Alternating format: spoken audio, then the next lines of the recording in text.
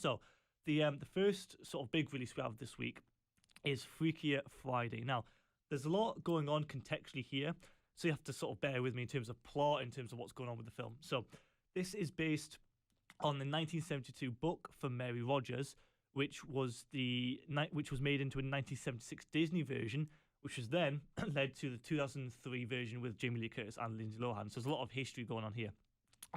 This is directed by Nisha Ganatra, who's a TV director who's worked on things such as Brooklyn Nine-Nine and Shameless.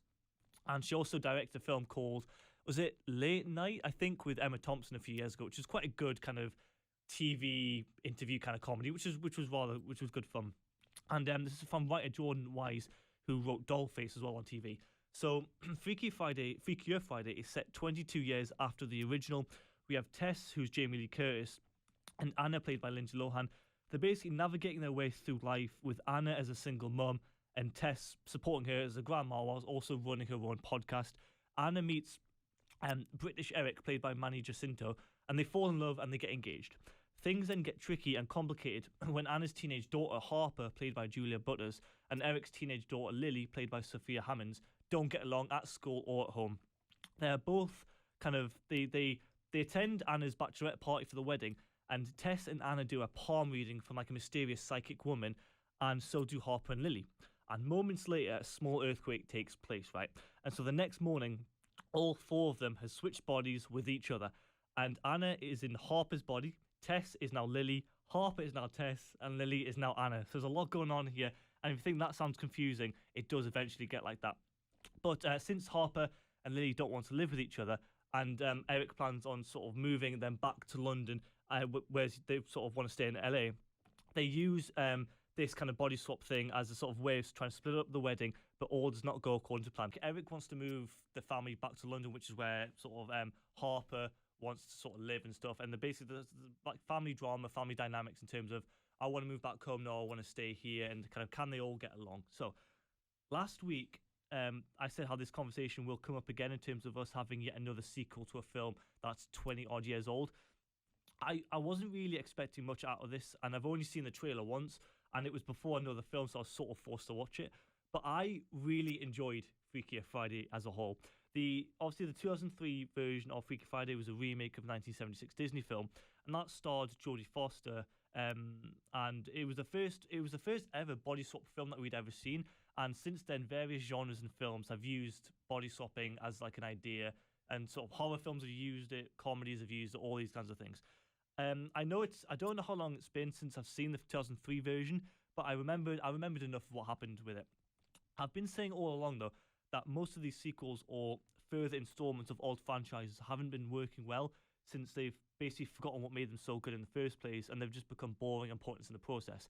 Of course, you have that same sense of trepidation and fear going into this, and I don't consider myself a fan of the first one. I think it's fine and enjoyable, but I don't find myself rewatching it a lot of the time.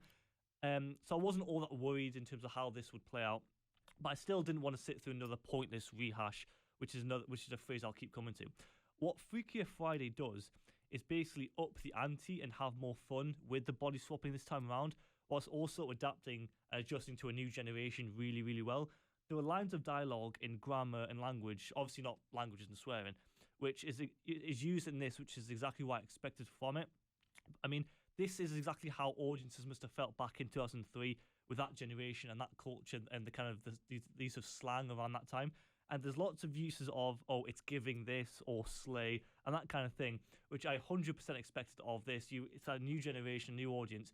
Use slang, use terminology that'll basically work. Well, I think the original Freaky Friday was like a time capsule of the 2000s, late 90s. Yeah. So it's not surprising that the same thing will happen for the 2020s for the new version. Yeah, exactly. And that's exactly what they've done.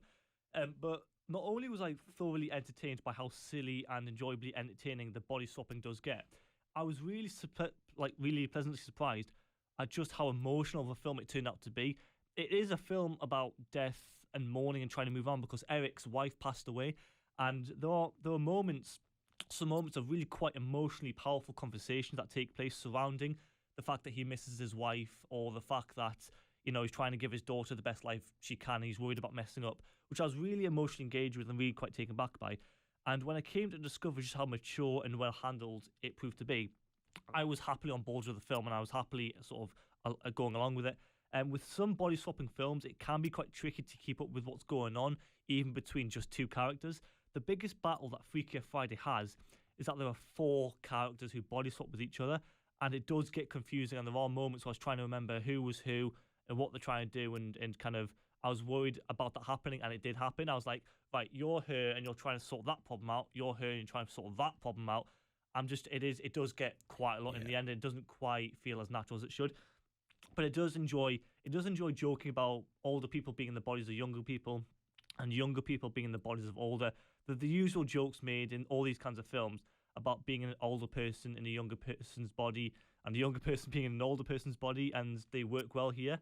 And I think that's like when the young girls are Anna and Tess, they find Facebook, and one of them goes, "Oh, Facebook's great. It's like a database of old people," and they're coming to discover this new kind of form of social media. And when Lily and Harper are inside Tess and Anna, they're basically enjoying being able to eat whatever they want because their metabolisms are so much quicker now that they're younger. And there's one moment where Tess, who's Jamie Lee Curtis, basically bends down and says, "Oh, I can bend down now without fasting and stuff."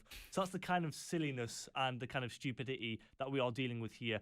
I don't want to reveal the other jokes, but needless to say, the film does have its cake and eats it. It sort of goes, right, let's have some fun here. We've got some fun to be had. Let's just get carried away. Let's be a bit silly. Let's be a bit jokey. And it does, and I expected that of it. But as yet another legacy sequel, this one does thankfully work in the same way I thought Naked Gun just about did. But obviously the ones that have been working have been outweighed by the ones that haven't working. But if more of them are like this down the line, if more of them are like Freakier Friday and the Naked Gun, I'm maybe open to more of them coming out, and maybe open to more of them if they work in the same way that Freakier Friday and Naked Gun does. And so for me, this is a solid 3-star film. It gets away with it, I think.